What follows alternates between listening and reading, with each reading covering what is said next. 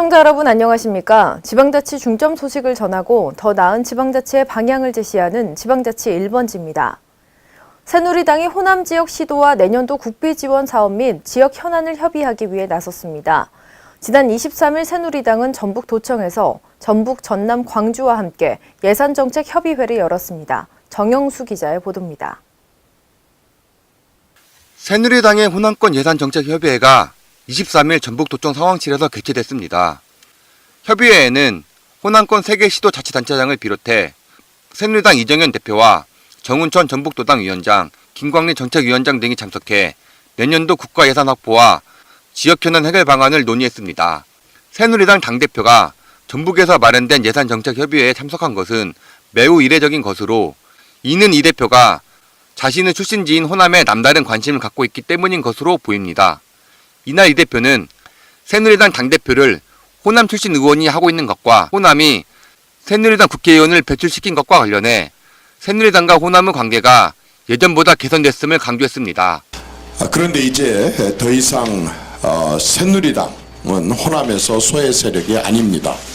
이제 새누리당의 당대표를 호남 출신 국회의원이 하고 있습니다.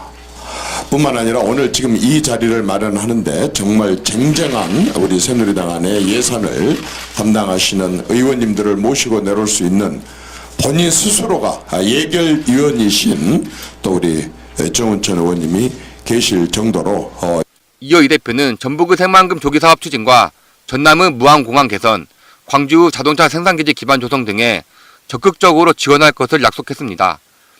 새누리당에 앞서 국민의당과 더민주당도 전북에서 예산정책협의회를 열고 협조를 약속해 내년도 예산 편성 구도가 어떻게 호남권에 유리하게 반영될지에 관심이 쏠리고 있는 상황입니다.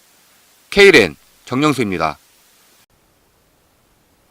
오는 10월 열리는 제24회 흥부제를 앞두고 남원시가 지난 23일 흥부제 기본계획 설명회를 열었습니다. 이날 설명회에서는 기본계획 보고와 함께 행사 종목과 추진 방향에 대해 논의했습니다. 홍윤 기자의 보도입니다. 전라북도 남원시가 올해 흥부제의 개최 일정 및 프로그램을 발표했습니다. 남원시는 흥부제 기본계획 설명회를 23일 시청에서 열고 기본계획 보고와 함께 행사 종목 추진 방향을 토론했습니다. 이번 행사에서는 이미 관광객들에게 많은 볼거리를 제공하고 있는 터울림과 고유제를 비롯 작년에도 실시돼 큰 인기를 끌었던 농악 경연, 버스킹 공연은 물론 올해는 특별히 무형문화도시에 남원시가 선정된 것을 기념하는 국립무형유산원의 무형유산 한마당, 남원국제도예캠프와 남원시립 어린이 합창단의 뮤지컬 흥부 등의 다채로운 문화행사가 함께 개최됩니다. 또한 이 외에도 나눔체험 행사, 기념행사, 경영공연 행사, 연계행사 등 총 4개의 분야로 나뉘어 18개의 행사가 풍성하게 열릴 예정입니다. 올해 24회를 맞는 흥부제는 10월 7일부터 9일까지 흥부의 출생지로 알려진 인월면 성산마을과 제비가 물고 온 박씨를 심어 흥부가 부자가 된 마을로 알려진 아영면 성리마을 일원에서 3일간 개최됩니다. 한편 남원시는 1980년에 흥부고장 찾기 운동을 전개해 92년 경희대 민속학연구소와 함께 흥부의 출생지가 남원시라는 것을 고증해냈으며 이를 바탕으로 1993년에 열린 제1회 흥부제를 시작으로 매년 중량절에 해당하는 음력 9월 9일에 행사를 개최하고 있습니다. 남원시는 올해 흥부제를 나눔의 축제로 아름다운 흥부 정신을 창조적으로 계승하는 축제를 조성하겠다는 계획입니다. KLN 홍윤입니다. 전라북도가 쌀 소비 부진과 도내 쌀 소비 확대를 위해 해결책을 찾아 나섰습니다. 지난 22일 전북연구원에서 김일재 행정부지사가 참석한 가운데 삼락농정포럼, 전북쌀 해법과 과제 워크숍을 열었습니다. 유희광 기자의 보도입니다. 해가 지날수록 산지 쌀값의 지속적인 폭락으로 인해 전북도 내 쌀 산업이 위기를 맞고 있는 가운데 전북도가 차별화된 방책을 통한 돌파구 찾기에 나섰습니다. 도내 최근 3년간 가구 부문 1인당 쌀 소비량은 지속적으로 줄고 있지만 생산량은 꾸준히 늘어나고 있으며 쌀값은 지난 2012년 17만 3,692원에서 2015년도에 와서는 15만 2,158원까지 하락한 상태입니다. 또 현재 국내 쌀 산업은 지난 2015년 1월 이후 513% 관세율로 쌀 시장이 전면 개방되면서 농민들의 소득 불안정 및 쌀 산업 지속 가능성에 대한 우려가 가중되고 있습니다. 특히 전북도의 벼 재배 면적은 12만 1,765헥타르로 전국 대비 15.2%, 쌀 생산량 70만 591톤으로 전국 후 16.2%를 차지하는 등 전국에서는 세 번째로 큰 면적을 유지하면서 점차 그 피해액은 날로 늘어나고 있습니다. 이렇듯 불안정한 쌀 소비와 쌀값으로 인해 농민들은 생계의 위협을 받고 있는 실정입니다. 이에 도는 전북 쌀의 판매 전략과 경쟁력 제고 방안을 모색하기 위해 22일 전북연구원에서 전북 쌀 해법과 과제라는 주제로 2차 전문가 워크숍을 가졌습니다. 이 자리에서는 저비율 고효율 생산 유통체계 구축을 통한 국내외 쌀 경쟁력 강화를 비롯해 쌀 생산단지 육성을 통한 품질 고급화에 따른 소비 촉진 등의 방안이 제시됐습니다. 또 쌀값 하락에 대비해 쌀 생산 농가의 고정 직불금과 변동 직불금 지원 및 도비와 시군비의 추가 지원을 통한 쌀 생산 기반 확보 등 농가의 안정적 소득 보장을 위한 방책이 논의됐습니다. 이렇듯 전국의 쌀 산업이 총체적 난국을 맞은 이때 삼당농정을 기반으로 위기를 극복해 나가기 위한 전북도의 노력이 결실을 맺을지 귀추가 주목되고 있습니다. KLN 유유강입니다. 제주특별자치도 감사위원회가 지난 23일 부패방지 지원센터 현판식을 갖고 본격적인 업무에 돌입했습니다. 부패방지 지원센터는 제주도의 부패방지 시스템이 제대로 작동되지 못하고 있다는 도민사회의 의견을 반영해 탄생한 부서입니다. 앞으로 지원센터는 공익제보 지원과 공직 및 도민사회 전반에 걸쳐 청년 문화를 정착시키는 컨트롤타워 역할을 하게 됩니다.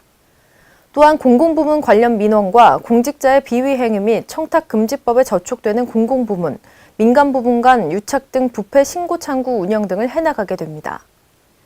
이에 제주도 감사위원장은 지역사회 전반에 청년 문화가 정착되고 구성원의 행태 개선으로 이어지게 되는 청렴 생태계 조성에 이바지할 것으로 기대한다고 밝혔습니다. 충청남도가 지난 23일 국회 헌정기념관 대강당에서 대기오염 저감과 새로운 전력수급 체제 모색을 위한 국회 정책토론회를 열었습니다. 이번 정책토론회는 미세먼지 감축과 전력수급 구조 개편 등 충남도의 제안 이후 국회 차원에서 마련된 첫 번째 토론회로 관련 정책의 입법화 행보가 본격화될 것으로 전망됩니다. 안희정 충남지사와 이상돈, 어기구 국회의원, 강현수 충남연구원장, 신동원 도 환경녹지국장, 대학 교수 및 환경단체 관계자, 지역 주민 등 250여 명이 참석한 이번 정책토론회는 1부 개회식과 2부 주제 발표, 3부 패널 토론 순으로 진행됐습니다. 특히 이날 토론에서 패널들은 대기 환경 오염의 주범으로 지목되고 있는 석탄 화력 발전소를 줄여야 할 시점이라는 데 의견을 같이 하고 입법화를 위한 구체적인 실행 계획을 점검했습니다. 도 관계자는 미세먼지 감축은 국가적인 과제로 입법화 절차가 반드시 뒤따라야 해결될 수 있을 것이라며 앞으로도 국회와 중앙정부와 긴밀히 협조해 그간 제기한 과제를 해결할 수 있도록 최선을 다할 것이라고 말했습니다. 세종시가 22일부터 25일까지 을지 연습 기간 동안 생활 밀착형 실제 훈련과 민방공 대피 훈련을 진행합니다. 을지 연습에 참여하는 공무원들은 25일까지 나흘간 전시에 대비한 다양한 훈련을 실시합니다. 세종시는 22일 공무원 비상 소집을 시작으로 시청 소산 훈련과 전시 직제 편성 훈련, 전시 창설기구 훈련을 실시했습니다. 연습 2일차인 23일에는 주요 현안 과제 토의와 함께 시청 1층 로비에서 안보 사진과 차 무기 장비를 전시했으며 오늘은 연동면에 있는 삼성전기에서 소방본부 주관으로 유해 화학물 누출 긴급구조 종합훈련을 펼치고 이어 공공기관과 다중이용시설 등에서 민방공 대피 훈련을 벌였습니다. 훈련 후에는 시민과 학생들을 대상으로 소화기 사용법과 심폐소생술, 방독면 착용 체험 등 주민 체험 훈련도 실시했습니다. 권훈식 안전총괄 과장은 을지 연습은 국민과 정부, 군이 함께 다양한 안보 위협에 대처하는 비상대피 훈련인 만큼 적극적인 훈련 참여를 당부했습니다. 충청남도 평생교육진흥원이 지난 22일 출범식을 갖고 새로운 출발을 시작했습니다. 이번 출범식은 충남개발공사 대회의실에서 안희정 도지사와 조치현 도의회 부의장 등 100여 명이 참석한 가운데 열렸습니다. 행사는 경과보고 및 축하 영상 상영, 안지사 격려사, 현판식 등의 순으로 진행됐습니다.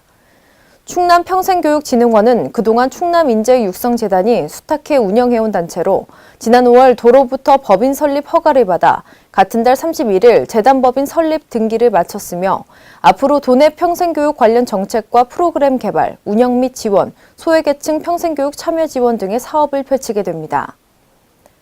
안희정 도지사는 평생학습은 인생 100세 시대 국가와 지역의 발전은 물론 개인 행복의 밑거름이 될 것이라며 이번 출범식을 계기로 충남 평생교육이 도민 삶에 더욱 가까이 다가갈 수 있기를 바란다고 말했습니다.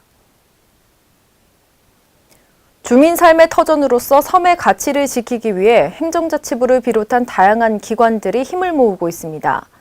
최근 남중국해에서 벌어지는 영유권 분쟁을 비롯해 우리나라에서는 이어도와 동해 등 인근 해역을 둘러싼 주변국들의 도발이 끊이지 않고 있는데요. 이에 행정자치부는 최근 섬발전팀을 신설하고 지방행정연구원에서는 섬발전센터를 새롭게 설치하는 등 지속적으로 정책을 추진하고 있습니다. 행정자치부와 새마을금고중앙회가 지난 22일부터 9월 2일까지 MG 새마을금고 인재개발원에서 미얀마 대상 새마을금고 초청 연수를 진행하고 있습니다. 행자부는 이번 연수를 계기로 미얀마의 새마을금고 운용 비법과 시스템을 전파 확산함으로써 미얀마에서 추진 중인 새마을운동 시범마을과 동반 상승 효과를 높이고 미얀마 빈곤 퇴치에 기여할 것으로 전망했습니다. 이상으로 지방자치 1번지를 마칩니다. 시청해주신 여러분 고맙습니다.